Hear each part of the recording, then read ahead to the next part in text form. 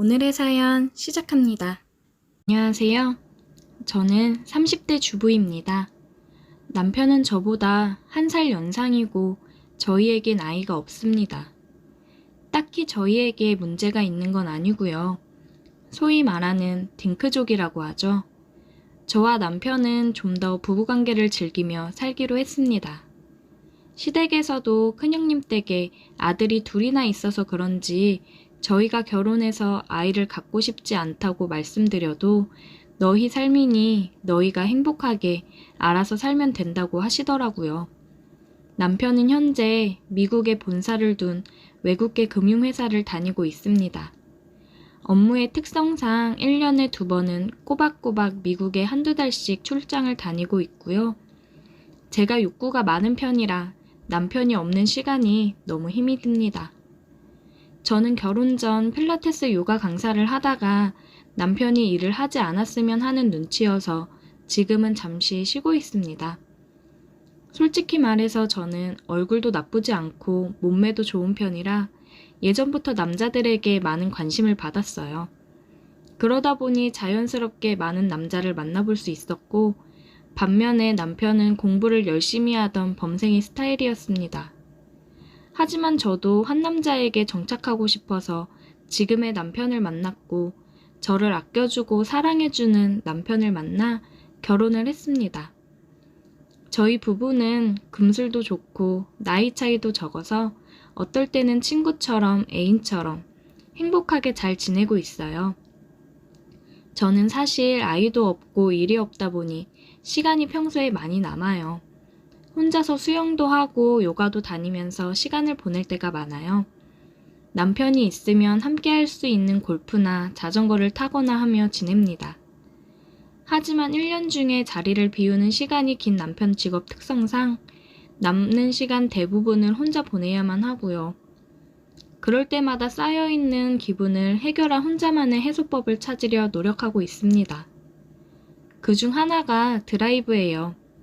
제 차는 현재 결혼 전 남편이 타던 6년 된 소나타를 타고 다니는데 남편도 저도 차를 좋아해서 남편은 결혼 후에 조금 무리해서 외제 스포츠카 브랜드의 SUV를 구매했어요. 평소엔 남편이 타고 출퇴근을 하지만 남편 출장 중엔 오로지 제 차가 되는데요. 저는 혼자 드라이브 다니는 것도 좋아해서 남편 없을 때 여기저기 많이 돌아다녀요. 이건 올 초에 있었던 일인데 남편이 출장을 가고 혼자서 이것저것을 하며 지내다가 문득 또 답답해져서 남편 차를 몰고 강원도로 향했어요. 바다도 보고 싶고 해안도로를 드라이브하고 싶어서요. 저는 강원도 고성까지 올라갔다가 7번 국도를 타고 속초로 내려오는 길이었어요. 날씨도 좋고 평일이라 차도 많이 없어서 마치 전세 낸 것 마냥 즐기며 운전하고 있는데 뭔가 퍽 하는 불길한 소리가 나더라고요. 한번 퍽 하는 소리 뒤로 턱턱턱턱 뭐가 걸린 듯한 불쾌한 소리가 나서 황급히 갓길에 차를 세워두고 확인해 보니 앞바퀴에 굵은 나사못이 박혀 있었습니다. 타이어 경고등이 들어오거나 하진 않았지만 이대로 있다가는 바람이 계속 빠져버릴 것만 같아서 황급히 근처 카센터를 찾아서 가기로 했어요. 큰 동네는 아니지만 카센터가 있기에 찾아갔더니 젊은 남자 사장님과 그보다도 더 어려 보이는 남직원 2분이 하고 계시더라고요. 저는 타이어 펑크가 난 것 같으니 한번 확인해 주시고 떼와달라고 부탁을 드렸고 사장님은 사모님 좋은 차 타고 다니시네요 하는 너스레와 함께 타이어를 여기저기 살펴보기 시작하더라고요. 그리고 얼마 지나지 않아 심각한 표정으로 타이어뿐만 아니라 다른 곳도 문제가 생긴 것 같다고 하셨어요. 그러더니 제 차를 리프트에 올려서 바퀴를 빼고 여기저기 빼시더라고요. 한참을 이것저것 살펴본 뒤에 바퀴만 문제가 아니고 휠 안쪽이 문제가 생겼다고 하셨어요. 이대로 계속 타고 다니다간 휠이 깨져버릴 수 있다더라고요. 하지만 제 차가 수입된 차라서 이 동네엔 이 휠이 없고 속초에 나가야만 휠을 구할 수 있다고 했습니다.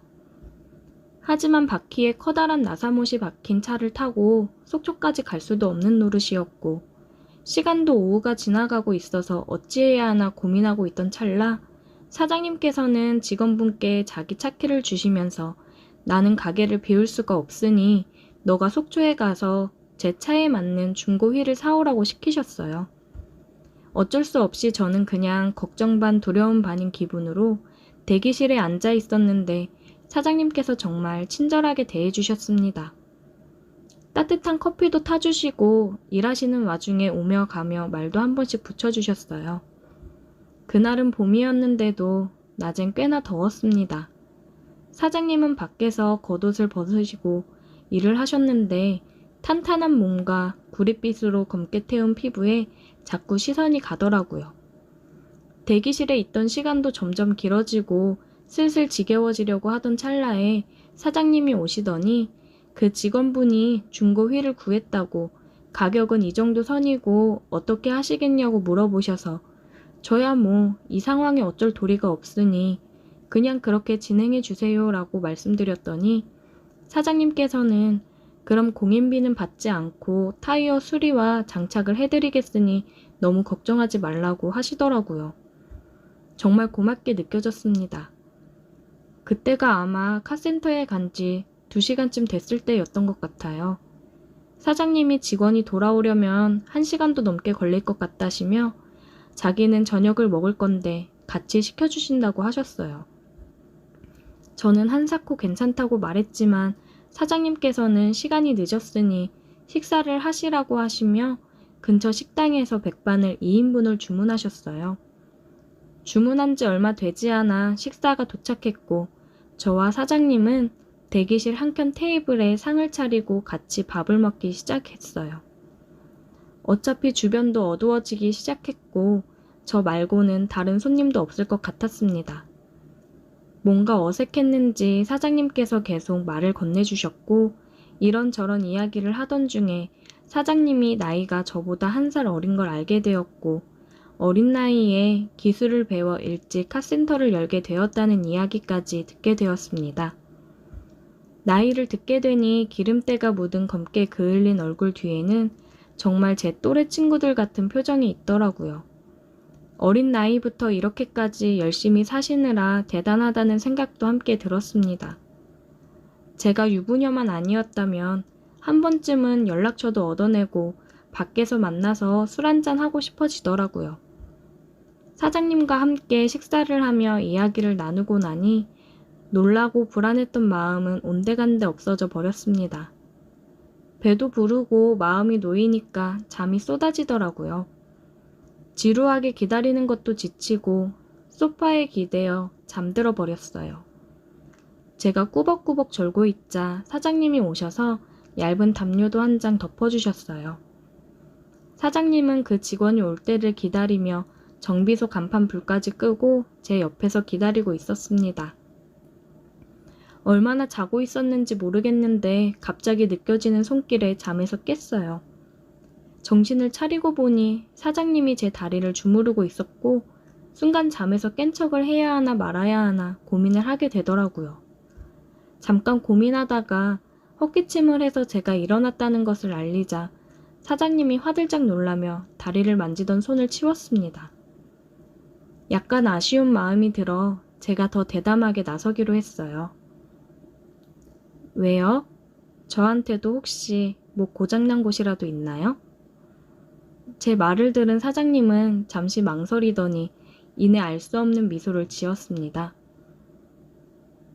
남편이 못 고치는 곳 제가 고쳐드릴게요.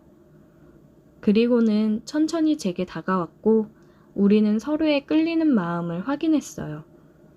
길지 않은 짧은 시간에 모든 것을 마무리하고 우리는 마치 아무 일도 없었다는 듯이 다시 원래대로 돌아갔습니다. 그리고 머지않아 직원이 부품을 싣고 도착했습니다. 사장님께서는 정말 아까 말씀하셨던 그 중고휠 가격만 받으시더라고요. 속초까지 다녀오시기도 했는데 수고비라도 더 드리고 싶다고 해도 한사코 거절하셨어요.